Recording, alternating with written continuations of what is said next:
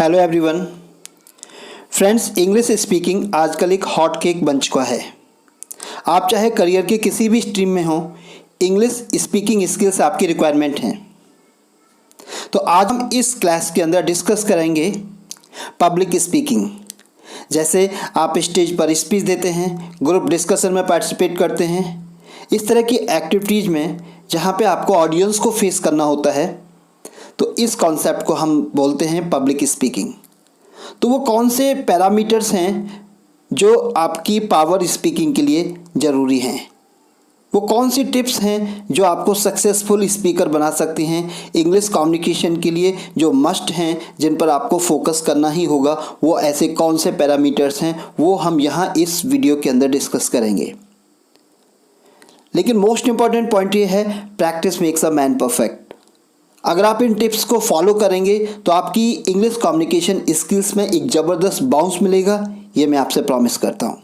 आप वीडियो के लास्ट तक बने रहें क्योंकि हर टिप बहुत इंपॉर्टेंट है और it can help you a lot in your communication skills. Okay, तो फर्स्ट पॉइंट है audience friendly. Yes, be audience friendly. जब भी आप किसी भी ग्रुप डिस्कशन या स्टेज पर आप कोई स्पीच दे रहे हैं तो आपके जो ऑडियंस हैं वो आपके लिए मोस्ट इम्पॉर्टेंट है, ये आप ध्यान रखें। आपका जो पोस्चर है, जो जेस्चर है, वो ऐसा होना चाहिए जो आपके ऑडियंस को अट्रैक्ट कर सके। आपका प्रेजेंटेशन कैची होना चाहिए। आपके ऑडियंस की रिएक्शन आपके लिए मोस्ट इम्पॉर्टेंट है, उसको ऑब्जर्व करें। पॉइंट नंबर 2 है loud up to the last audience. तो जब भी आप किसी भी इस टाइप की इवेंट में हैं जहाँ पर आप बहुत सारे ऑडियंस को एड्रेस कर रहे हैं, तो आप देखें आपसे सबसे ज़्यादा दूरी पर कौन सा ऑडियंस है। जिस ऑडियंस के साथ आपकी डिस्टेंस सबसे ज़्यादा है, आपको उसका ध्यान रखना है कि मेरा वॉइस इतना लाउड होना चाहिए, इतना क्लियर होना चाहिए कि वो ऑडियंस मेरे को अच्छे से सुन सके, समझ सके। अगर आप इस पॉइंट का ध्यान रखते हैं तो आपकी मैसेजिंग कैपेसिटी, मैसेजिंग स्किल्स ज़बरदस्त तरीके से बाउंस कर सकती हैं।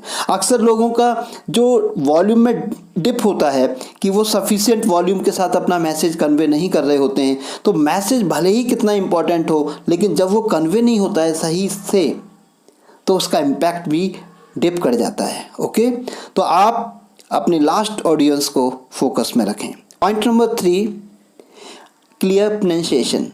जितना क्लैरिटी होगी आपके प्रोनाउंसिएशन में, उतना ही आपकी मैसेजिंग स्किल्स शार्प होंगी, लोग आपके मैसेज के साथ कनेक्ट होंगे। जितना ज़्यादा वो आपको समझेंगे, उतना ज़्यादा स्पीकर ऑडियंस के बीच में एक बॉन्ड बनेगा और उस बॉन्ड के बेस पर ही आप एक पॉपुलर पावरफुल स्पीकर बन सकते हैं। ओके, नेक्स्ट पॉइंट है सिंपल लैंग्वेज।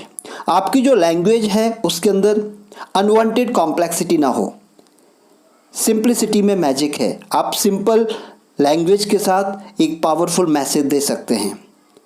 ओके, तो अपनी लैंग्वेज के अंदर एक सिंप्लिसिटी, एक फ्लुएंसी मेंटेन जरूर करें। नेक्स्ट पॉइंट है command over topic.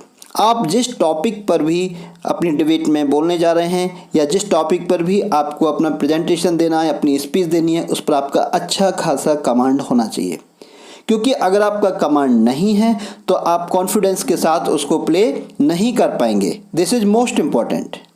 And next point is gesture. आपका जो जेस्चर है, आपकी जो बॉडी लैंग्वेज है, वो भी एक बहुत इम्पॉर्टेंट पैरामीटर है। तो आप डाउन सोल्जर्स के साथ अपने ऑडियंस के सामने मत जाइए, क्योंकि आपका कॉन्फिडेंस फर्स्ट सिंबल है कि आप एक पावरफुल मैसेज उन्हें देने वाले हैं। So be a person with a powerful impressive gesture। और नेक्स्ट पॉइंट है वॉइस मॉड्यूलेशन। आपने ग्लोबली फेमस स्पीकर्स को देखा होगा, उनके मैसेज के अंदर कुछ पार्ट ऐसे होते हैं जिनको वो राइजिंग टोन में देते हैं और कुछ पार्ट ऐसे होते हैं जिनको फॉलिंग टोन में देते हैं। तो ये वॉइस का जो मैनेजमेंट है, इसी को हम वॉइस मॉड्यूलेशन कहते हैं। तो उनके मैसेज के अंदर एक इम्प्रेसिवनेस आ जाती है। वही इम्प्रेसिवनेस आपको अपने मैसेज में लानी है। वॉइस मॉड्यूलेशन सीखिए। एक स्ट्रेट लाइन में वो नहीं बोलते, कहीं वॉइस अप होती है तो कहीं डाउन होती है। ये वॉइस मॉड्यूलेशन आपकी मैसेजिंग कैपेसिटी को बहुत इम्प्रेसिव बनाता है। इस पर फोकस किए जाने की ज़रूरत है। नेक्स्ट पॉइंट है sense of humour. Don't be so serious. बात सीरियस हो सकती है, लेकिन आपके टोन का सीरियस होना बहुत ज़्यादा ज़रूरी नहीं है। आपको लाइट टोन में रहना है और थोड़ा सेंस ऑफ ह्यूमर की गुंजाइश रखें। Okay, so be positive throughout your presentation. And next point is time sense. अगर आपका टाइम सेंस अच्छा है तो आप डेफिनेटली इंप्रेसिव होंगे, क्योंकि आप जहाँ भी अपने आप को प्ले करोगे आपको एक टाइम लिमिट फॉलो करनी होगी।